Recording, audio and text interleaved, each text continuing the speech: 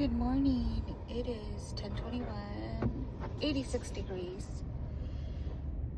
So, let's put you over there. Yay! I practically got a full tank.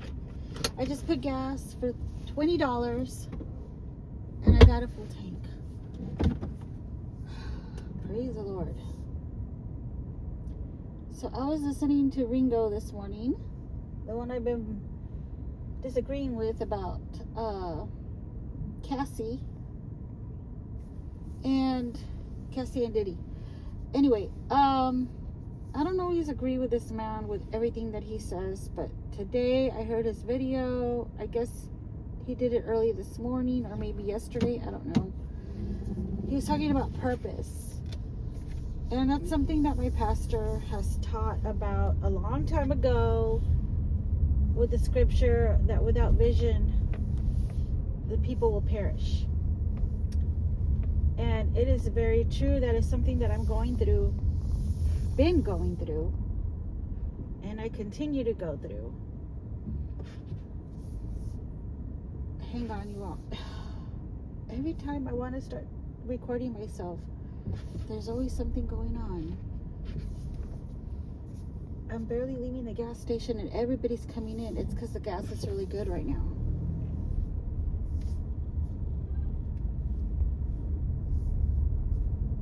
The gas prices, I mean. It's $2.39. So that's pretty good. And I just filled up. Anyway, ever since I quit my job at the dealership, that's what I've been going through. I've been going through these, I guess, dead spells where I don't know what I want to do. I tried the phlebotomy. That didn't work out very well for me. I didn't really like it after all. Not because of the blood, but because of me getting nervous of hurting someone. Even though I never did, everybody said, that I was pretty good at it, and that no, I would do it to them too, and they would be like, it didn't even hurt. Like, you're so careful and everything. It still wasn't something that I wanted to look forward to doing every day, because I didn't know when the day would come, that I would hurt somebody, and then I would feel really bad. So I stopped with that, wanting to pursue that. And then after that, that's it. Like, I take it back. I did go into medical coding, and that's when I went to the College of Healthcare Professionals. That sucked big time, because it was just homework on top of homework on top of homework, and I was up till 3 in the morning trying to get all this homework done, regardless if the classes are only Monday, Wednesday, and Friday. I was still up till 3 in the morning. Didn't have any life whatsoever on the weekend. Couldn't go to family barbecues or anything, because I wanted to get this homework done by Monday of the following week. And I did not learn anything. The lectures that the instructor, I will call her, would give had nothing to do with the homework. And let me just describe briefly what the homework was. The homework was getting on your little laptop, and you had a whole list of lessons, and in every lesson there was a whole list of more lessons. So let's say lesson 1, and you would have 10 chapters in that one lesson that you had to go through. Okay, so you click on chapter 1 and you read like a passage, I guess, if you want to call it that. And after that, you had 5 to 10 questions to answer, and you had to pass that quiz with answering 7 or 8 correct before you can move on to the next lesson, the next quiz in that same lesson. You're still in lesson 1, and you had to do this 10 times just to complete lesson 1. Now you're on lesson 2, right? You already did all 10. Now you're going to lesson 2. You're feeling pretty good about yourself. Well, in lesson 2, all of a sudden they'll throw in a quiz. Let me turn that off. With 20 questions. And you're like, what? And then some of those questions you have to okay, try to remember, did you read about this or not? Because these questions are not making sense. And then you go on to the next quiz, which is another 10 questions. It was never just 5 questions, mind you. And this would go on and on and on until your next lesson. Okay? Now, mind you, you had a list of lessons to go through with all these quizzes per lesson. And I'm talking about 20 lessons that you had to go through. And on top of that, they wanted you to do the workbook lessons. I haven't had my coffee yet. Your workbook lessons by the book. Okay, so you go, you read the chapter. You have to really glance through it. You can't read word per word per word per word. You'll be there all freaking day long. Anyway, so you're glancing through it, right? Then you go to the questions. You start answering the questions. And then suddenly it directs you back to your laptop for yet more questions on that chapter that you need to answer. So when I say it is homework on top of homework on top of homework, I am not lying.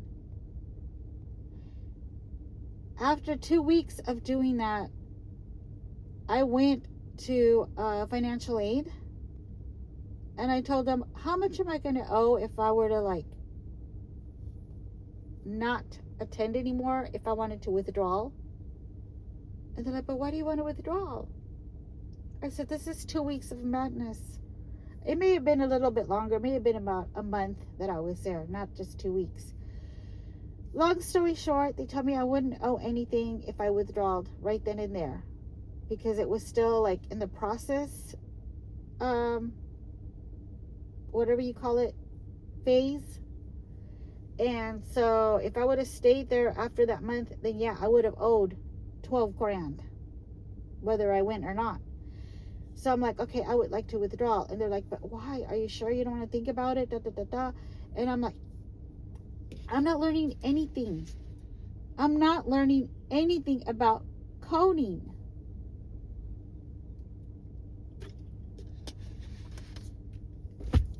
I said, I need to learn already.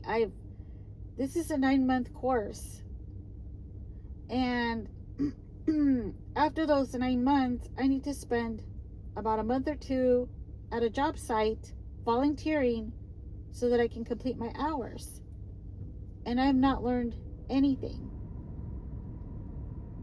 The lecture, it might as well just be in Peanuts. Blah, blah, blah, blah, blah, blah, blah, blah, blah, blah, blah, blah, blah, blah, blah. That's all you heard for 2 freaking hours. Then you would all take a break for 30 minutes, which I didn't want. I'd rather just keep going and leave 30 minutes early. And then we would come back and start a different lecture for another 2 hours. That was for a Monday. On a Wednesday, we go back. Another lecture, nothing to do with Monday, but another lecture on a different book. And then again, break, come back, and a different lecture again.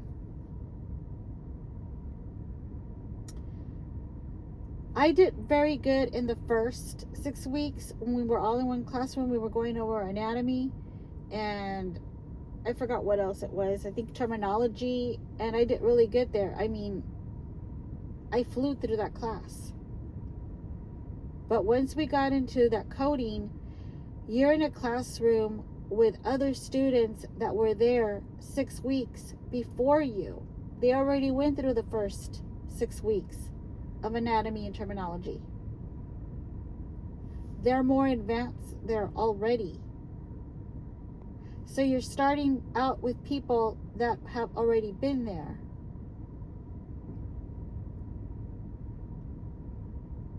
Does that make sense? No, it doesn't, right? And then in another 6 weeks, we were going to get a new group as well. And it goes on like this. And it makes no sense whatsoever, because you're moving on. But those people that just came in, as soon as she gets back to the very first lessons of the first 6 weeks, then that's when you have to take yours again. Or not again, but for the first time. And then you can move forward. Then you can study really hard for your exam. And then move forward.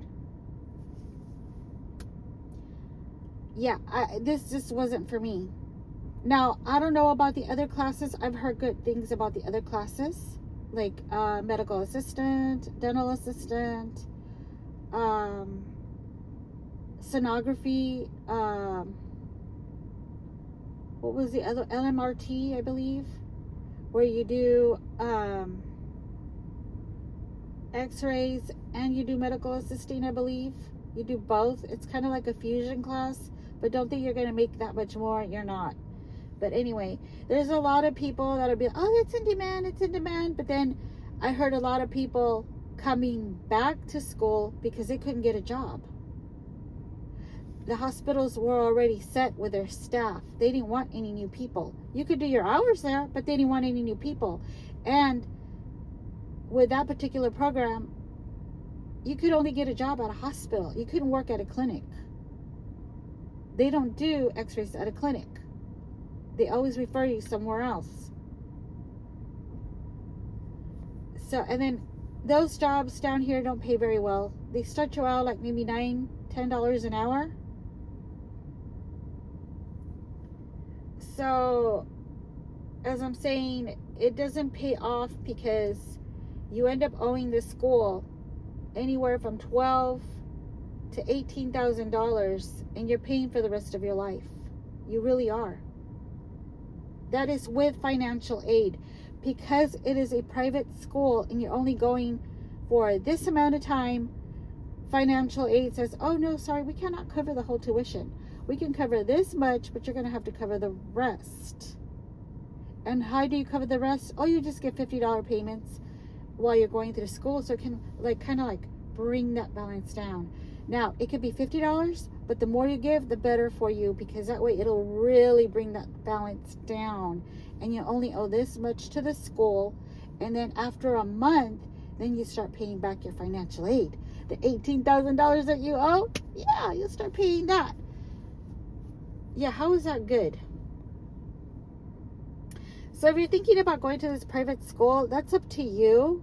If you want to be in debt for the next 10 years.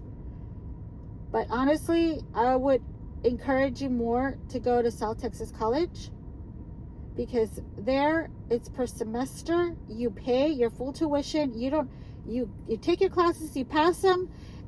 That's it. You're done. You don't owe money. Then you pay for your next set of classes until you're done with your whole program. And you learn more. It's more, it's longer. The course is longer and more detailed. You're not going to have this, oh, we're going to have new students coming in about 2 weeks. Nope. Whatever students are there, are there. That's it. Class is closed.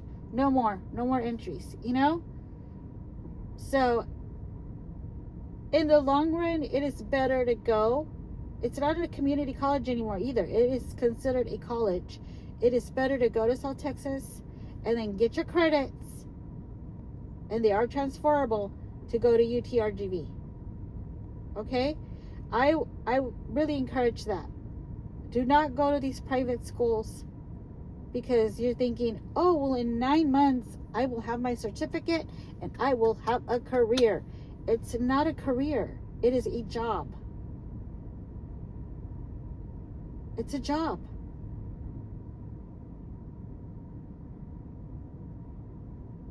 And you'll feel that job when you have to give a payment every freaking month to pay off your financial aid.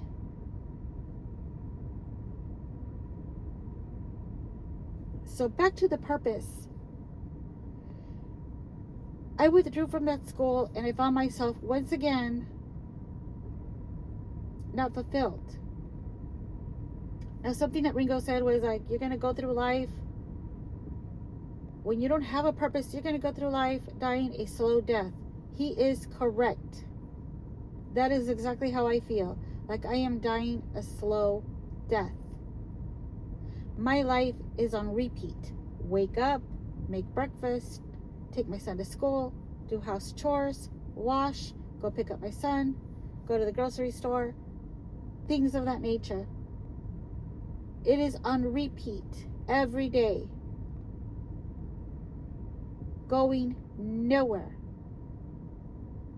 Exhausting myself, not getting paid, not getting anywhere in life, feeling unfulfilled, getting to the point where I'm even unmotivated.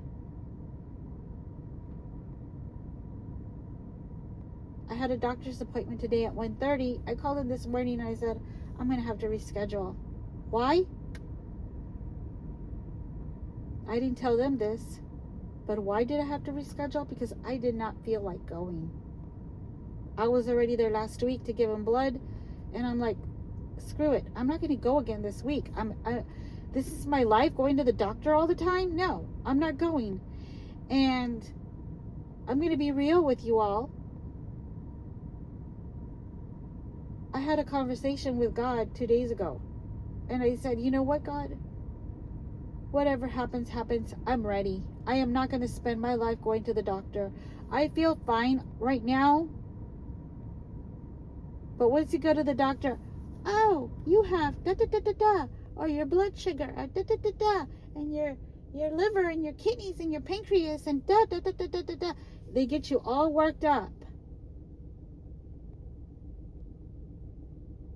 Oh, you need to come in next week again? Okay, let's give you an appointment. We'll see you next week. I don't want to see you at all. If it's meant for me to go a certain way, that's it. I'm willing to accept my fate, my fate already. And no, it's not as idle. It's just that I'm just fed up. There's got to be more to this life than just waking up and doing chores, because that's what it is. It's a chore. To do my chores and go to the doctor and then come home and do it all over again.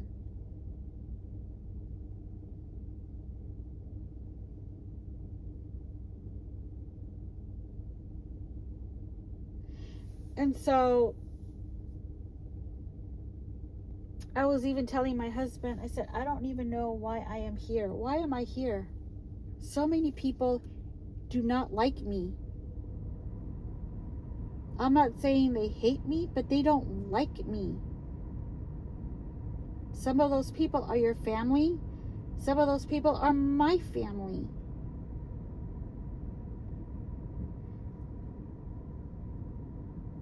I have nobody to call throughout the day if I want to talk about anything, a movie, church, a book I read, or a book I haven't read, like anything. I don't have anybody to call.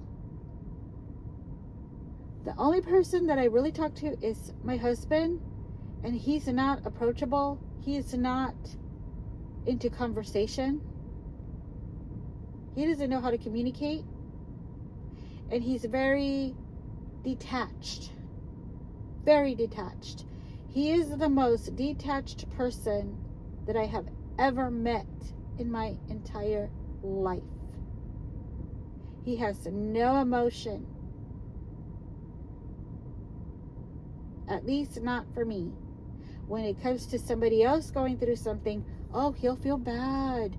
He can't believe it. But when it comes to me, no. And I've often asked him, if you don't like me, why are you with me? And his response is always, if I didn't like you, you wouldn't be here. And I've always told him, that's not necessarily true. You could want me here to have somebody to come home to. You could want me here so that you could have somebody do your laundry while you're here and cook for you while you're here. It's not necessarily true that if you didn't want me here, you wouldn't have me here. I mean, if you didn't like me.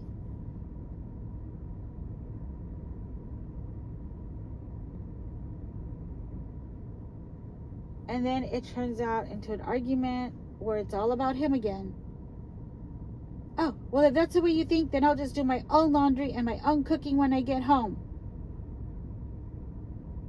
And I'm just looking at him like, yeah, that'll fix me. It sounds funny, right? But I mean, it's true, right? Like, oh yeah, you go do everything for yourself. That'll show me. That'll put me in my place. Like, here I am telling him I don't know what my place is with him, with this life, with people. And he tells me, oh, I'll just start doing it for myself. Solving nothing.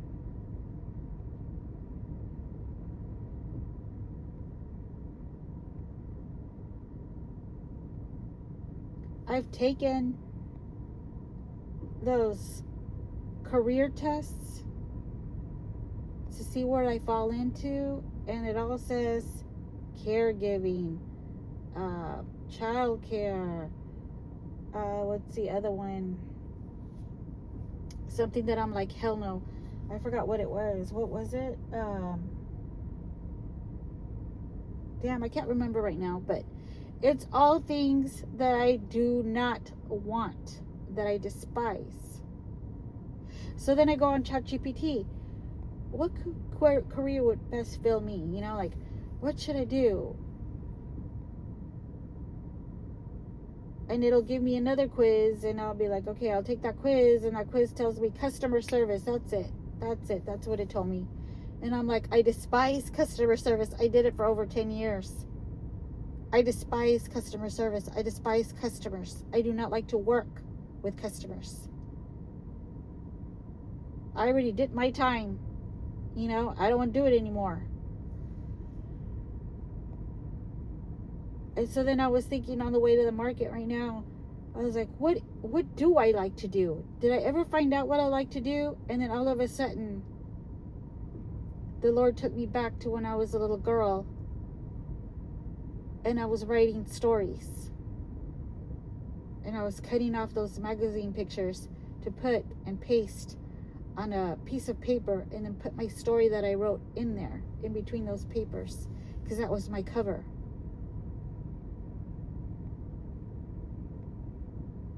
That has always been my calling, to write. But for some reason, I have been fighting it tooth and nail. Like, I just don't sit down and write. I will sit down and listen to the stupid YouTube videos. Now, some are not stupid. Some actually, like, I'm like, wow, that's interesting. They keep me informed. But there are some that are really stupid, like the drama ones. Those are stupid. And for some reason, I'm there listening and, taking sides and everything, giving my 2 cents. And I'm like, why the fuck am I giving my 2 cents? That person does not care about my advice. They're going to continue this pattern of their behavior regardless. And then they're going to end up taking it out on me anyway, which they do. So I'm like, what the hell am I doing there? Why am I wasting my precious time? Because I believe my time is precious now. I am up in age. I don't have that much time left. In a couple of years, I will be 60 years old. Then what? What did I do with my time? Oh, well, I tried to help Joe Schmo over here with their problems. Or I tried to help Sally over here to figure her life out. But what about my life?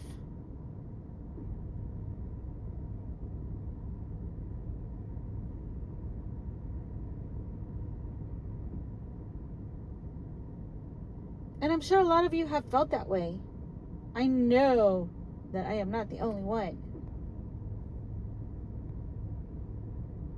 And I'm also sure that those of you that felt this way have already moved up in your life. You're doing something with your life, something with purpose. And I really admire that. And there's a difference between admiring and jealousy. I'm not jealous. I am admiring that.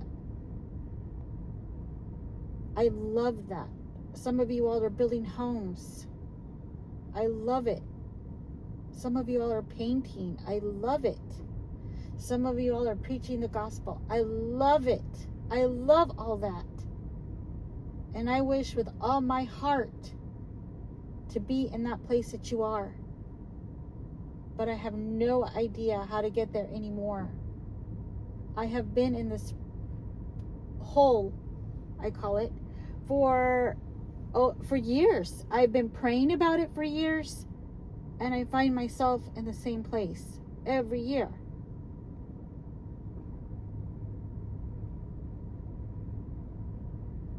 And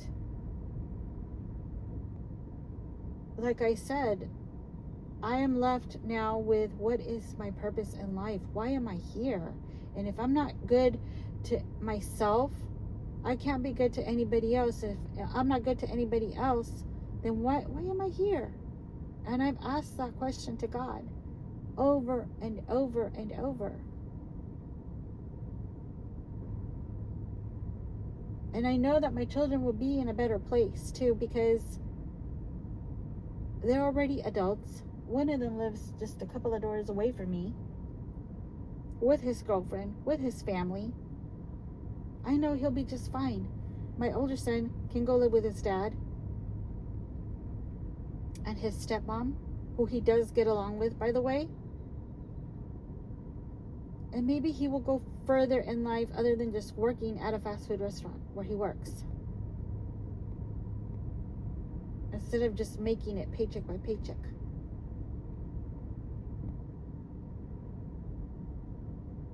But me, I can't seem to go anywhere. I can't seem to find what I would like to do. I have no peace in my life right now.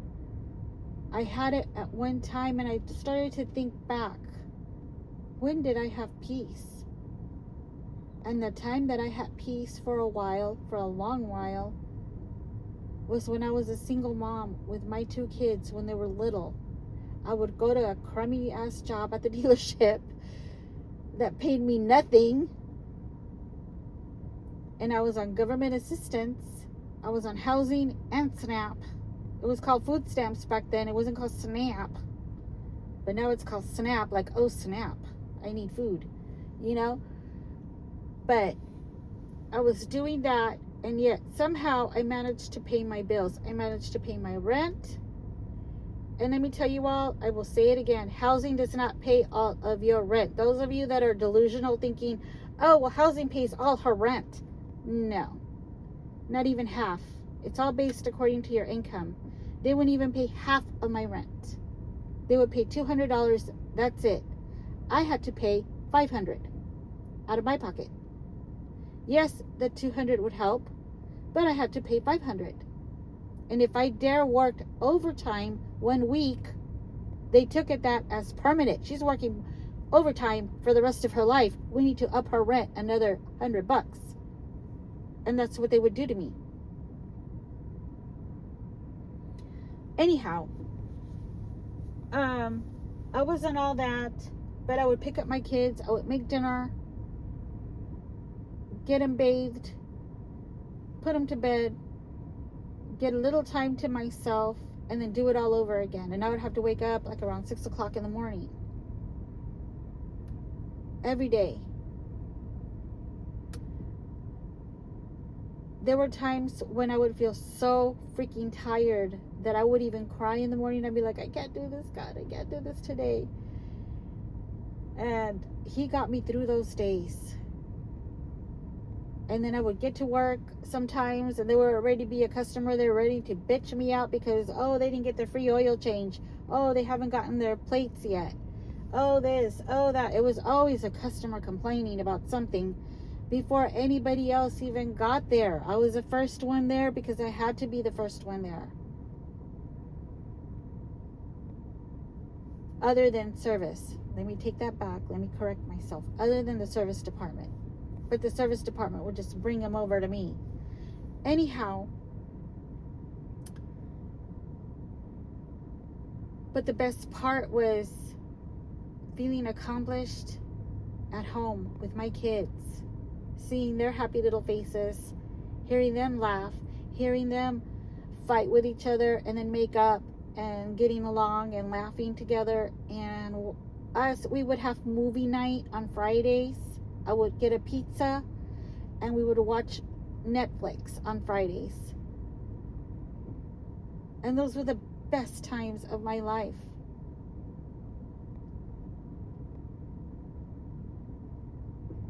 And it saddens me that I'm never going to get that back. I would like to do that with my grandchildren, but honestly, even with my son's kids, if I were to order a pizza and have them over, we can watch the Netflix. Honestly, I'm at a place right now in my life where I can't even do that. Laughter is non-existing in my life right now. I've been emotionally shutting down. It feels like my husband's demeanor towards me has sucked all the life out of me so that he can go on, and I'm drained.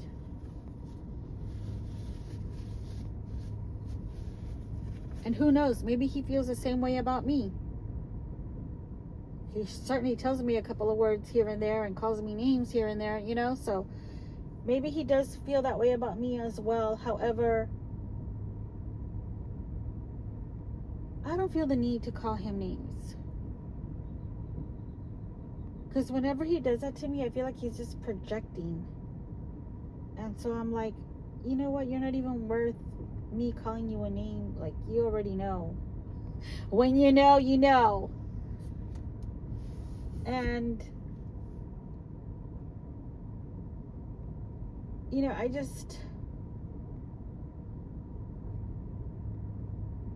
I go to church every Sunday, but it's starting to become a chore. And I don't like that feeling. While I'm there at church, I feel great. I'm really into the service. I'm taking my notes. I'm listening to the pastor. And I'm like, yeah, that's true. Right, And I'm thinking in my mind, as soon as I get home, I'm going to look over my notes. I'm going to meditate for a while. But what happens? I go pick up something for lunch. I come home. We eat. I take my son to work. I come back. And I'm already frustrated. I don't want to do anything anymore. I'm going channel surfing. There's nothing to watch. I'm even more frustrated and more angry. And then suddenly somebody comes on YouTube. And they're like, this is a message for yada yada. And you did this, and you are saying this about me, and da da da da da da da. And I'm like, oh great, here we go again. But I can't seem to pull away. I can't seem to be like, I am not gonna listen. I'm gonna turn off my TV. I cannot seem to do that. So there I am listening. Hearing how great they are and how everybody else is just the worst for talking about them like they've never done it themselves. And I'm like, this is a cycle. It's becoming a cycle of insanity. Not just for me, but for them too.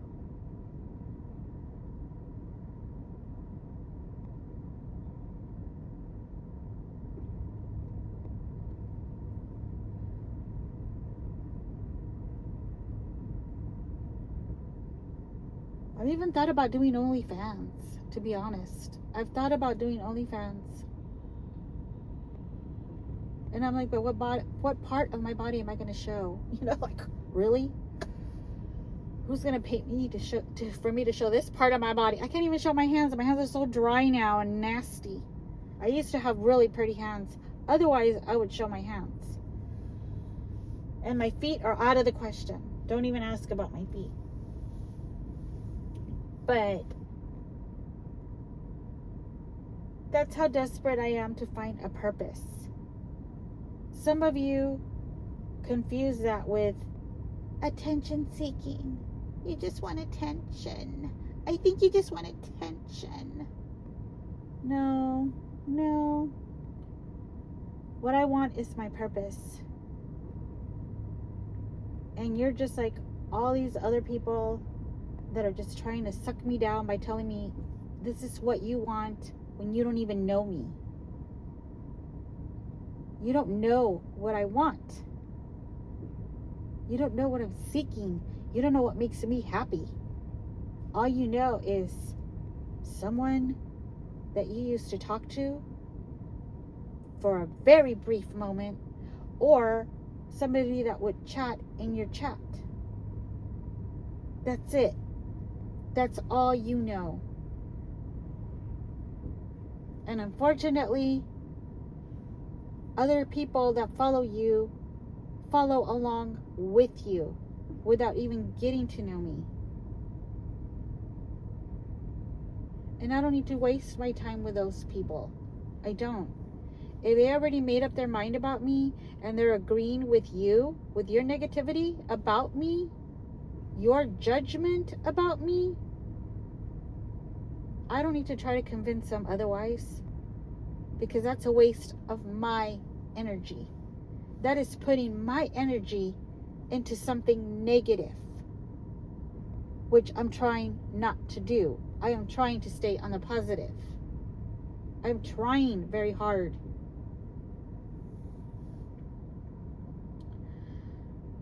So when people say, be careful what you listen to, what you allow in your home, they're not just words. It's not just like mumble jumble. It means something. It's true. The people that you listen to actually do start building a home in your body. And you start to become just like them. And you don't want that.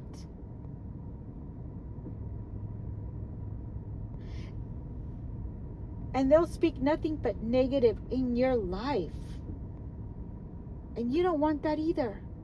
They'll start comparing you with this other person who is in a much worse place than you are, but they'll compare you to that. And then you actually start to doubt yourself and you start to believe it, like, oh my God, maybe I am. Am I really like that? No, you're not. You're an individual. You're an individual with different things going on in your life. You're not in the same package. Everybody has their own walk that they're going through.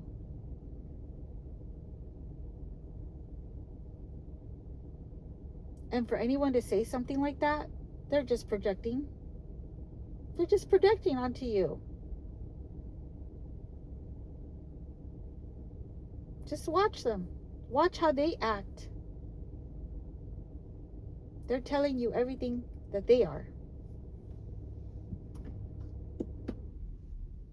So anyhow, I'm going to get out of my car now. I need to start breakfast. It's already going to be 11.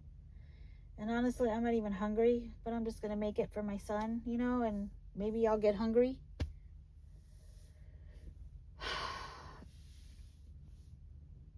Wednesday. Today's Wednesday. That's right. Happy Wednesday, everybody. Wednesdays are called hump day for a reason, because it's just like you're either going up the hill or you're going down the hill. But I wish everybody to be up at the hill and doing great in their life. Keep praying. And I will talk to y'all again soon. Thank you for listening. Bye.